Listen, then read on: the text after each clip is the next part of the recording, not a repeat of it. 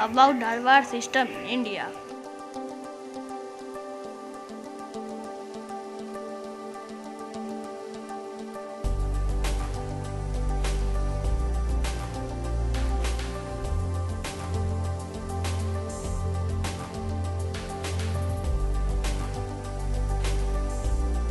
Dear students, आज की class में हम लोग धारवाड़ सिस्टम के बारे में जानकारी प्राप्त करेंगे। भारतीय भूगर्भिक इतिहास में कालक्रम की दृष्टि से आर्कियन चट्टानों के बाद धारवाड़ प्रणाली के चट्टानों का विकास हुआ, ऐसा माना जाता है। भूगर्भ शास्त्रियों का मत है कि शुरुआती भूखंड, जिसे हम आधारभूत खंड या बेसमेंट कॉम्प्लेक्स के नाम से भी जानते हैं, उस पर कई बेसिन और गर्त का निर्माण हुआ था। आरंभिक काल में ही ऐसे बेसिन और गर्त के निर्माण के बाद इन पर पूर्व निर्मित चट्टानों का अपरदन और अपक्षय के कारण निक्षेपण होता रहा। कालांतर में प्राचीन मूल आर्कियन नीस और शिस्ट के अपक्षय अपरदन के कारण ऐसे अवसाद इनमें जमा होते गए। कालांतर में जब पर्वत निर्माण वाली भू संचलन हुआ, तब इन अवसादों पर इनका प्रभाव पड़ा और ये अवसाद मुड़कर भारतीय भूगर्भिक इतिहास की पहली या आरंभिक अवसादी चट्टानों का निर्माण कर गए, जिसे भारतीय भूगर्भिक इतिहास में धारवाड़ सिस्टम या धारवाड़ प्रणाली के चट्टानों के नाम से जाना जाता है। ये एजोइक चट्टानें प्रीकैम्ब्रियन अवसादी चट्टानें हैं, जैसा कि यहाँ आप देख सकते हैं। This Azoic Precambrian sedimentary rock is divide of fossil.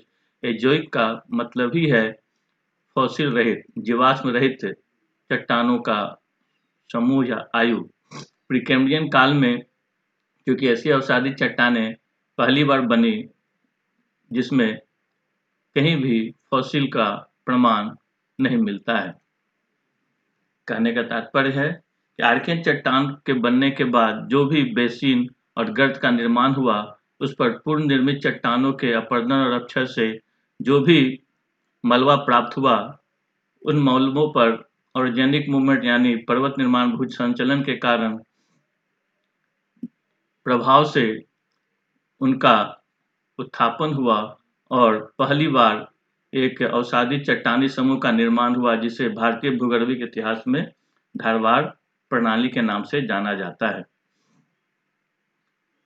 इस चट्टान की आयु की जब हम बात करें तो ऐसा कहा जाता है कि धारवाड़ सेल समूह का भूगर्भिक इतिहास आर्कियन सेल समूह से मिलता जुलता है, क्योंकि आर्कियन चट्टानों के ऊपर ही इन चट्टानों का विकास हुआ और उसके बाद आज तक कई भूगर्भिक हलचल होते गए, जिसके कारण ये दोनों चट्टानें आपस में इतने अधिक घुल मिल गई हैं, इतना अधिक मिल गई हैं, इतना अधिक आपस में मिल गई हैं कि इनको एक दूसरे से अलग कर पाना बहुत मुश्किल होता है।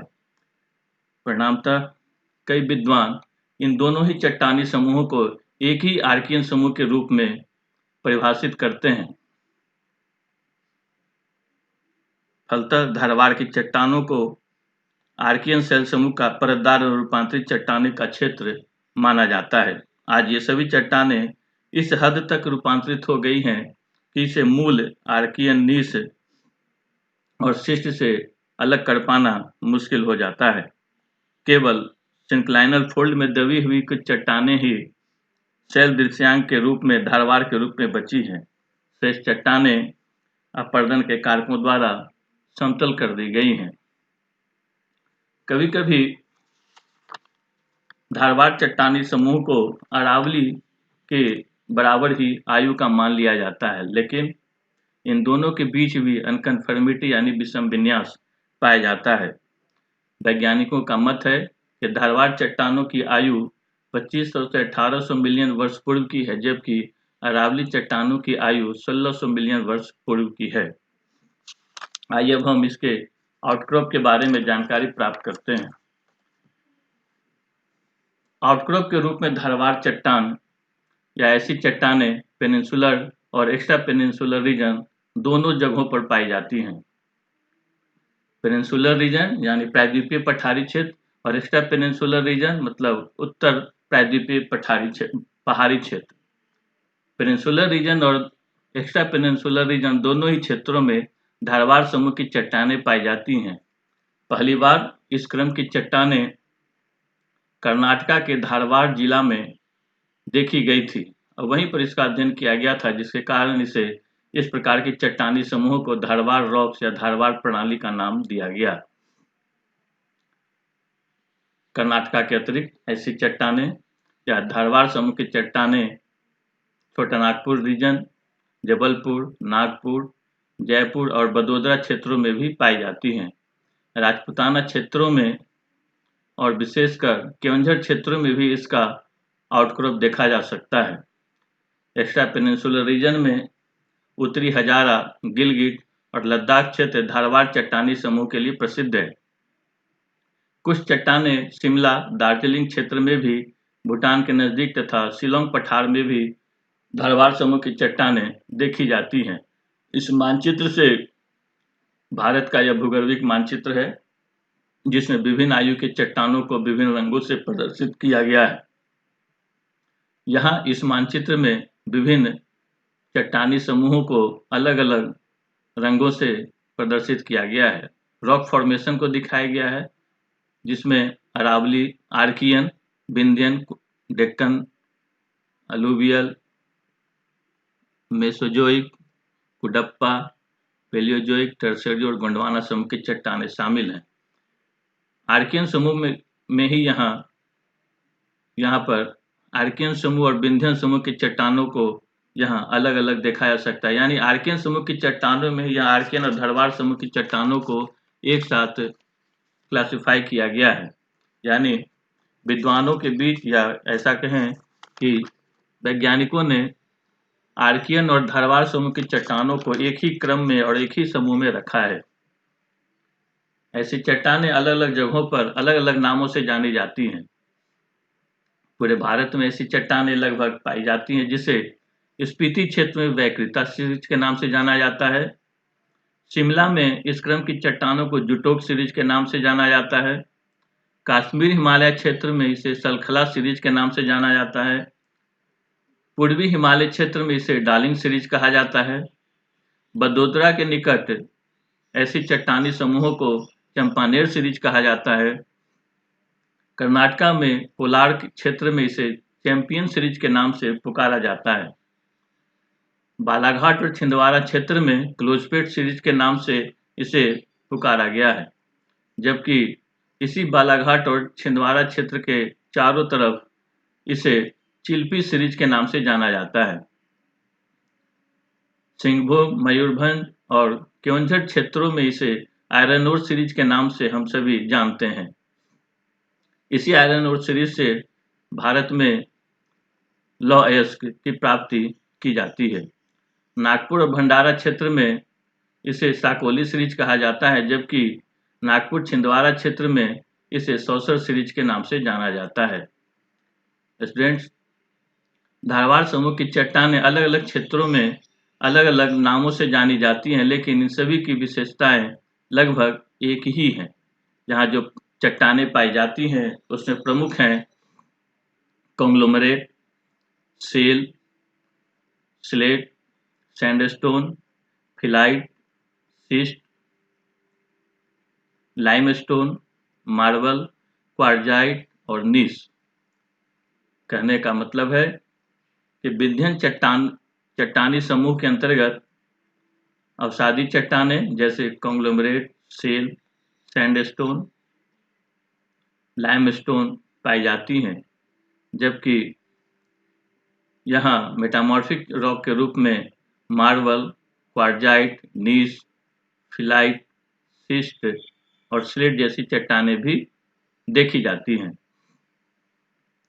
धारवाड़ समूह की चट्टानों में जो खनिजें पाई जाती हैं वो काफ़ी महत्व की हैं। ऐसे खनिजों में प्रमुख हैं garnet, zircon, asbestos, chloride, hornblende, mica, gold, manganese, quartz, calcite, copper, magnetite, इन सभी नामों से आप परिचित हैं और यहाँ इस रंगीन चित्र के द्वारा आप उनके बारे में अच्छी तरह से समझ सकते हैं। गार्नेट एक प्रीशियस स्टोन के रूप में जाना जाता है। माइका अब्रक, जिससे आप सभी परिचित हैं, भली भांति परिचित है। गोल्ड, सोना के बारे में भी आप सभी जानते हैं, आप सभी ने देखा है।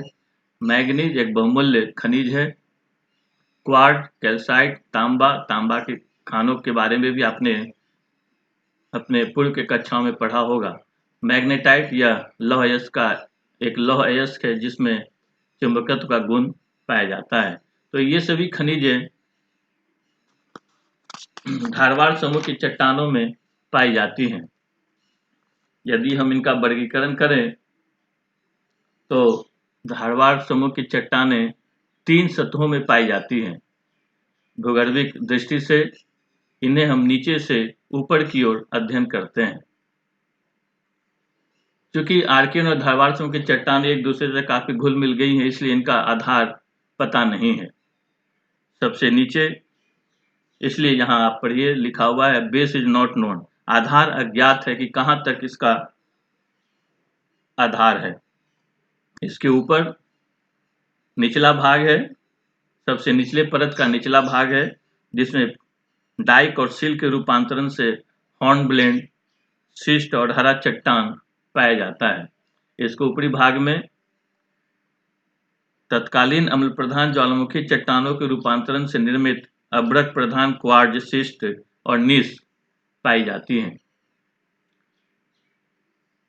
मध्यवर्ती और निचले सतह के बीच अनकन्फर्मिटी का स्तर पाया जाता है। अनकन्फर्मिटी यानी विषम विन्यास का स्तर पाया जाता है। चट्टानों के गुण में अंतर होता है, चट्टानों के आयु में यहाँ अंतर पाया जाता है। मध्यवर्ती समूह में इसके निचले भाग में अब्रक प्रधान नीस, कॉन्ग्लोमरेट और बैंडेड लौह पत्थर पाया जाता है, जबकि ऊपरी भाग में परिवर्तित ग्रेनाइट चट्टान और नीस संरचना वाली पाई जाती हैं। इसके ऊपरी परत में परिवर्तित ग्रेनाइट चट्टानें ज्यादा मिलती हैं। ऊपरी लेयर, अपर लेयर और मिडिल लेयर के बीच भी अनकन्फर्मिटी का एक स्तर है, यानी दोनों चट्टानों के समूहों के बीच एक विषम विन्यास की रेखा यहाँ पर पाई जाती है। ऊपरी परत में मुख्य रूप से कॉन्ग्लोमरेट, परतदार चट्टान के रूप में कॉन्ग्लोमरेट, चूना प्रधान सिल्ट और क्ले पाया जाता है। वर्गीकरण की दृष्टि से यहाँ पर विंध्यन समूह 3 भागों में बटा हुआ है। ऊपर से नीचे की ओर इसे हम अपर लेयर, मिडिल लेयर और लोअर लेयर के नाम से भी जानते हैं। इसका आधार अज्ञात है, लेकिन नीचे से ऊपर की ओर जाने पर इसमें 3 विषम विन्यास की रेखाएं पाई जाती हैं। सबसे निचली और मध्यवर्ती सतह के बीच एक विषम विन्यास है। मध्यवर्ती और ऊपरी सतह के बीच भी एक विषम विन्यास की रेखा है, जबकि पूरे विंध्यन सिस्टम धारवाड़ सिस्टम और कुडप्पा सिस्टम के बीच भी एक विषम विन्यास की रेखा पाई जाती है। वितरण की दृष्टि से यदि इसका अध्ययन करें तो धारवाड़ की चट्टानें 3-4 लंबवत बेसिनों में पाई जाती हैं, जो दक्कन पठार के उत्तरी भाग से लेकर कावेरी तक फैला हुआ है। यहाँ चट्टानों में काफी विविधताएं पाई जाती हैं। जहाँ परतदार चट्टानों के क्रम है, वहीं दूसरी ओर आग्नेय चट्टानें भी यहाँ देखने को मिलती हैं। चट्टानी विभिन्नता के कारण यहाँ की स्थलाकृति काफी विषम है। यहाँ का फिजियोग्राफी काफी विषम है। गर्म और नम जलवायु के कारण इस क्षेत्र में स्थलाकृतियां नदियों के द्वारा ही बनाई गई हैं। मुलायम चट्टानी भागों में गहरी घाटी का निर्माण हुआ है, तो क्वार्जाइट जैसे रावादार ठोस चट्टानी क्षेत्रों में पहाड़ियों का निर्माण अभी भी देखा जा सकता है। इस क्षेत्र में आग्नेय अंतर्वेदन के भी उदाहरण देखे जाते हैं। ऐसी चट्टानें सतह पर डाई के रूप में उभरी हुई हैं। साथ ही इस क्षेत्र में ज्वालामुखी निर्मित चट्टानें भी पाई जाती हैं। चट्टानों के प्रकार एवं उनकी संरचना में विविधता के कारण ही धारवाड़ प्रदेश काफी ऊंचा नीचा संरचना वाला क्षेत्र है। इसी धारवाड़ क्रम की चट्टानों में Kolar gold mines quartzite veins में स्थित है। जयपुर से बड़ौदा तक या वर्तमान बड़ोदरा तक का क्षेत्र अरावली क्षेत्र धारवाड़ का एक प्रमुख क्षेत्र है। संपूर्ण अरावली में धारवाड़ की चट्टानें पाई जाती हैं, परंतु राजपूताना क्षेत्र में धारवाड़ की चट्टानें अच्छी रूप से विकसित हैं। प्राचीन काल में यहाँ की जलवायु अधिक नमी वाला था, जिससे यहाँ अनेक नदियां बहती थी। नदियों के अपरदन से यह क्षेत्र संप्राय मैदान में बदल चुका है, परंतु टर्शियरी काल में भूगति से इस क्षेत्र में पुनरुत्थान हुआ। फलतः यहाँ अरावली क्षेत्र में शेल, स्लेट, नीस और क्वार्जाइट जैसी चट्टानें अभी भी खरी पाई जाती हैं। वहीं दूसरी ओर अत्यंत मुलायम गहरी चट्टानें क्षेत्रों में गहरी घाटियों का निर्माण हुआ है। वर्तमान में इस क्षेत्र में पवन अपरदन का एक प्रमुख कारक है। साथ ही अत्यधिक गर्मी और कम वर्षा के कारण यांत्रिक वृद्धि से चट्टानों का यहाँ अपक्षय होता रहता है। परिणाम स्वरूप इस क्षेत्र के पहाड़ियों में बड़े बड़े शिलाखंड पाए जाते हैं। धारवाड़ समूह की चट्टानों में धात्विक खनिजें अधिक पाई जाती हैं। यहाँ छिंदवाड़ा और जबलपुर क्षेत्र मैंगनीज के लिए तथा मार्बल और टाल्क जैसे खनिजों के लिए चट्टानों के लिए प्रसिद्ध हैं। जबलपुर में यदि आप जाएंगे तो वहाँ टाल्क चट्टान या सॉफ्ट रॉक पाया जाता है। स्थलाकृति की दृष्टि से यह असमतल पठारी क्षेत्र के रूप में विकसित है, परंतु आग्नेय अंतर्वेदन वाले क्षेत्रों में यहाँ ऊंची ऊंची पहाड़ियाँ मिलती हैं। नागपुर भंडारा क्षेत्र का साकोली सीरीज तथा नागपुर छिंदवाड़ा क्षेत्र में सौसर सीरीज इसी क्षेत्र में विकसित है। बिहार में धारवाड़ क्रम की चट्टानें गया, राजगीर और बिहार शरीफ में देखी जा सकती हैं। इसके अलावा खड़गपुर की पहाड़ियों का भी निर्माण इसी क्वार्जाइट चट्टानों से हुआ है।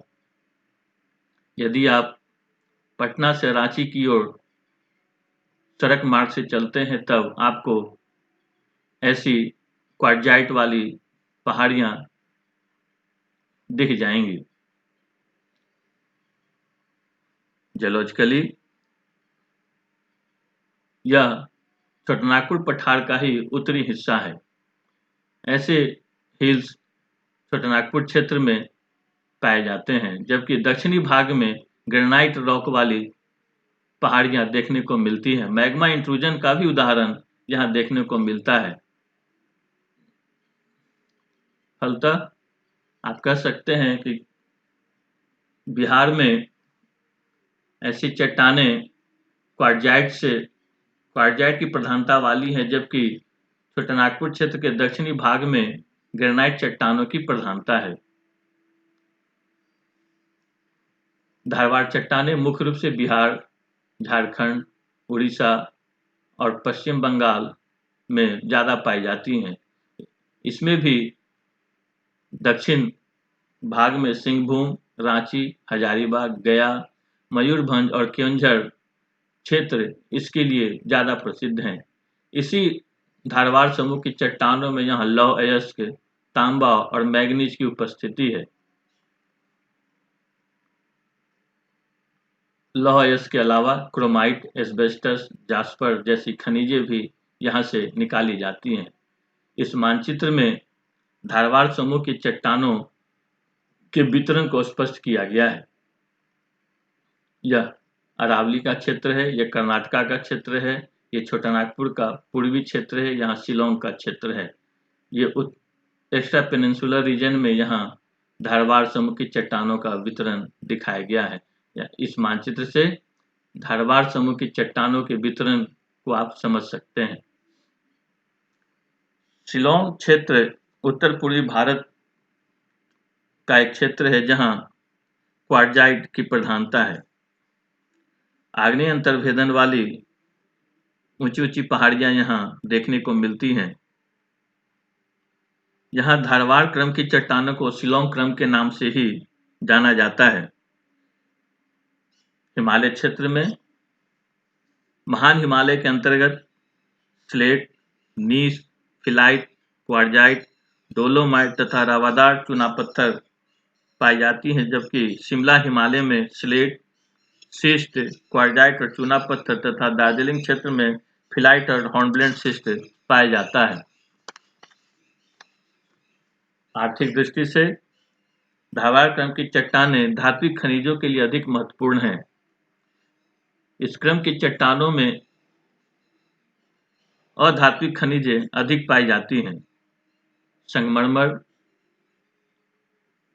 Marble, manganese, mica, gold, iron ore, copper, nickel, tin, tungsten, asbestos, uranium, ruby, beryl, kyanite, zircon और गार्नेट जैसी खनिजें यहाँ प्रमुखता से पाई जाती हैं।